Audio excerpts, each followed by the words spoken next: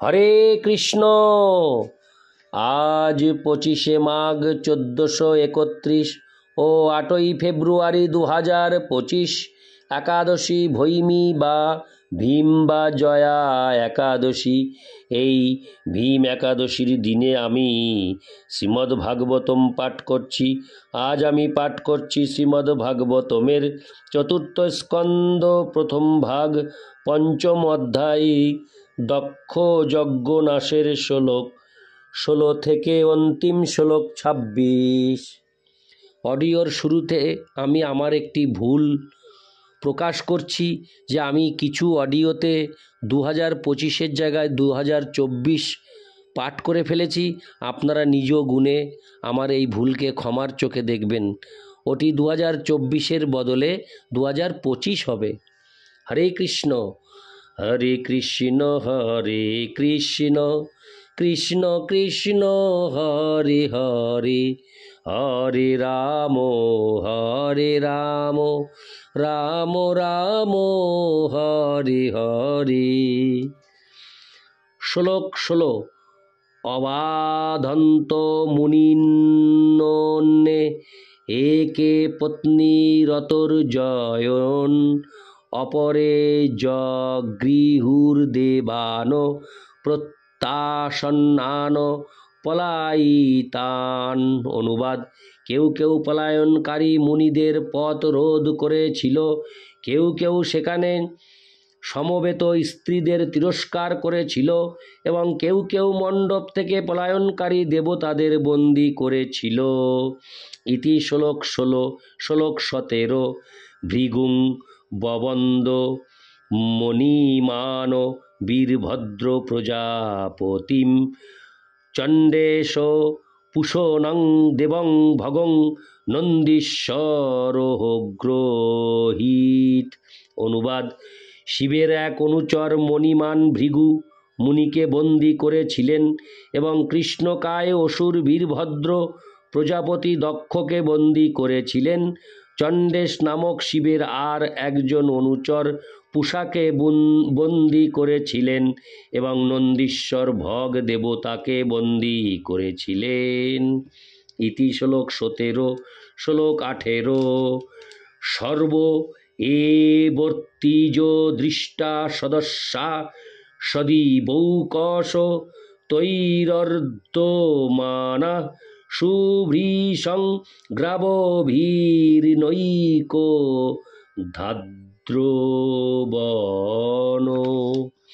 অনুবাদ: নিরন্তর প্রস্তর বর্ষিত হচ্ছিল এবং সমস্ত পুরোহিত যজ্ঞস্থলে সমবেত সমস্ত সদস্যরা তার ফলে এক মহাসংকটে পতিত হয়েছিলেন। তারা তাদের জীবনের ভয়ে বিভিন্ন দিকে পলায়ন করতে শুরু করেছিলেন। ইতি শ্লোক 18।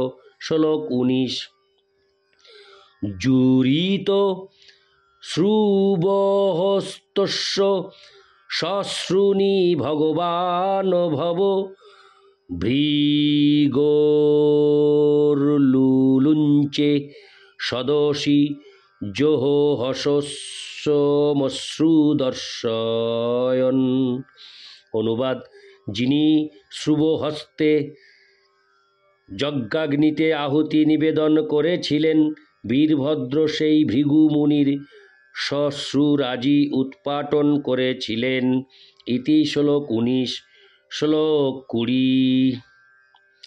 ভগস্য নেত্রে ভগবান পাতিতস্য রুষা ভুবি, উজ্জহার সদস্য। হরে কৃষ্ণ। উজ্জহার সদস্ত হক্কা জ। হরে কৃষ্ণ। উজ্জহার সদস্ত হকনা জ স্বপন্ত মশুসুচত। অনুবাদ: দক্ষ যখন শিবের নিন্দা করছিলেন তখন ভগ দক্ষকে উৎসাহিত করেছিলেন।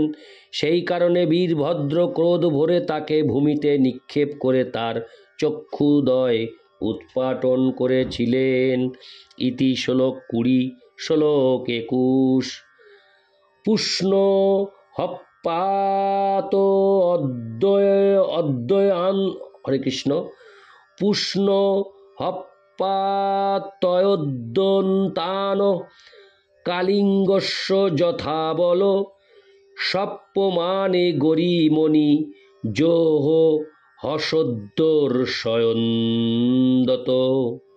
অনুবাদ: অনিরুদ্ধের বিবাহের সময় দ্যুত ক্রীড়াকালে বলদেব যেভাবে কলিঙ্গরাজ দন্তবক্রের দন্তরাজি উৎপাটন করেছিলেন, সেইভাবে যে দক্ষ শিবের নিন্দার সময় দন্ত প্রকাশ করেছিলেন এবং তখন সেই নিন্দার সমর্থন করে যে পূষাও তার দন্তরাজি প্রদর্শন করে হেসেছিলেন, বীরভদ্র তাদের উভয়েরই দন্তরাজি উৎপাটন করেছিলেন।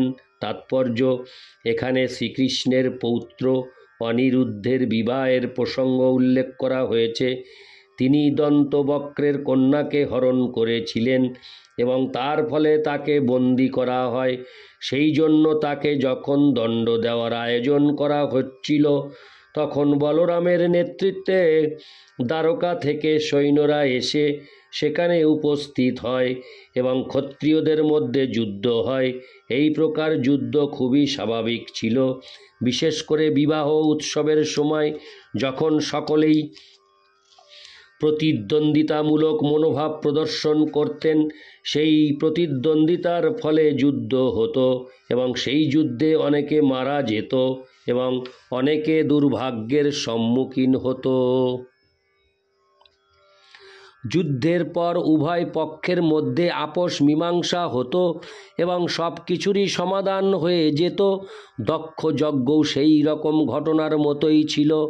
এখন দক্ষ, ভগদেব, পূষা, ভৃগুমুনি তারা সকলেই শিবের সৈন্যদের দ্বারা দণ্ডিত হয়েছিলেন, কিন্তু তারপর চরমে সব কিছুরই শান্তিপূর্ণ সমাধান হবে। তাই পরস্পরের সঙ্গে এই প্রকার যুদ্ধ প্রকৃতপক্ষে শত্রুতাপূর্ণ ছিল না, যেহেতু সকলেই ছিলেন অত্যন্ত শক্তিশালী এবং বৈদিক মন্ত্র বা যোগশক্তির দ্বারা তাদের শক্তি প্রদর্শন করতে চেয়েছিলেন। তাই দক্ষ যজ্ঞে উভয় পক্ষই ব্যাপকভাবে তাদের যুদ্ধ কৌশল প্রদর্শন করেছিলেন। ইতি শ্লোক 21। শ্লোক 22। আক্রম্যরসি দক্ষস্য শীতধারেণ হেতিনা ছিন্দন্নপি তদুদ্ধর্তুং নাশক্নোৎ ত্রম্বকস্তদা। অনুবাদ: তখন সেই বিশালাকায় বীরভদ্র দক্ষের বুকের উপর বসে তীক্ষ্ণ ধার খড়্গের দ্বারা তার মস্তক ছেদন করতে প্রবৃত্ত হলেন, কিন্তু দক্ষের শরীর থেকে তার মস্তক বিচ্ছিন্ন করতে পারলেন না। ইতি শ্লোক 22। শ্লোক 23। শস্ত্রৈরস্ত্রান্বিতৈরেবম নির্ভিন্নত্বচংহর বিস্ময়ং পরমাপন্ন দধৌ পশুপতিশ্চিরম। অনুবাদ: তিনি অস্ত্র এবং মন্ত্রের দ্বারাও দক্ষের মস্তক ছেদন করার চেষ্টা করেছিলেন, কিন্তু তার চর্ম মাত্রও ছেদন করতে পারলেন না। তার ফলে বীরভদ্র অত্যন্ত আশ্চর্যান্বিত হয়েছিলেন। ইতি শ্লোক 23। শ্লোক 24। দৃষ্টা সংগোপনং যোগং পশুনাং সপতির্মখে যজমান পশ কস্য কায়াত্তেনাহরচ্ছির। অনুবাদ: তখন বীরভদ্র যজ্ঞস্থলে পশু বলি দেওয়ার যূপকাষ্ঠ দর্শন করে তার দ্বারা দক্ষের মস্তক ছেদন করেছিলেন। তাৎপর্য: এই প্রসঙ্গে উল্লেখযোগ্য যে যজ্ঞে পশু বলি দেওয়ার যে কৌশলগত ব্যবস্থা ছিল, তা মাংস আহারের সুবিধার জন্য নয়।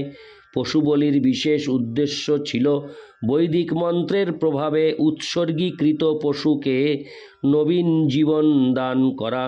পশু বলি দেওয়া হতো বৈদিক মন্ত্রের শক্তি পরীক্ষা করার জন্য এবং যজ্ঞ অনুষ্ঠান করা হতো মন্ত্রের পরীক্ষার জন্য। আধুনিক যুগেও শারীরবৃত্তীয় গবেষণাগারে পশুর শরীরের উপর ঔষধ ইত্যাদির পরীক্ষা করা হয়। তেমনি ব্রাহ্মণেরা বৈদিক মন্ত্র সঠিকভাবে উচ্চারণ করছেন কিনা তার পরীক্ষা হতো যজ্ঞস্থলে। চরমে এইভাবে উৎসর্গীকৃত পশুর কোনো রকম ক্ষতি হতো না। বৃদ্ধ পশুদের বলি দেওয়া হতো, কিন্তু পরিণামে তাদের জরাগ্রস্ত শরীরের পরিবর্তে তারা নতুন শরীর প্রাপ্ত হতো। সেটি ছিল বৈদিক মন্ত্রের পরীক্ষা। বীরভদ্র যূপকাষ্ঠে পশু বলি দেওয়ার পরিবর্তে সকলের বিস্ময় উৎপাদন করে দক্ষকে বলি দিয়েছিলেন। হরে কৃষ্ণ। ইতি শ্লোক 24। শ্লোক 25। সাধুবাদস্তোদা তেষাং কর্মতত্ত্বস পশ্যতাম ভূত প্রেত পিশাচানামনেষাং। হরে কৃষ্ণ। ভূত প্রেত পিশাচানামন্যেষাং তদ্বিপর্যয়। অনুবাদ: বীরভদ্রের সেই কার্য দর্শন করে শিবপক্ষীয় ভূত প্রেত এবং পিশাচেরা সাধু সাধু বলে কোলাহল করে উঠল, কিন্তু যজ্ঞ অনুষ্ঠানকারী ব্রাহ্মণেরা দক্ষের মৃত্যুতে হাহাকার করে উঠল। ইতি শ্লোক 25। শ্লোক 26।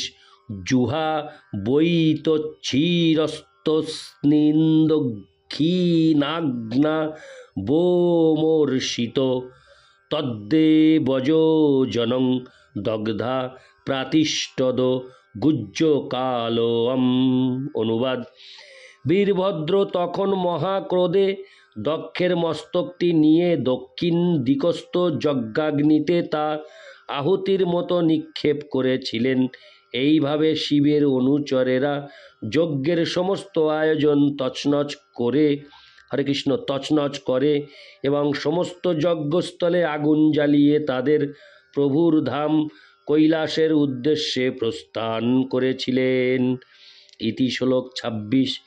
ইতি শ্রীমদ্ভাগবতের চতুর্থ স্কন্ধের দক্ষযজ্ঞ নাশ নামক পঞ্চম অধ্যায়ের ভক্তিবেদান্ত তাৎপর্য। হরে কৃষ্ণ কৃষ্ণ কৃষ্ণ হরে হরে, হরে রাম রাম রাম হরে হরে। হরে কৃষ্ণ।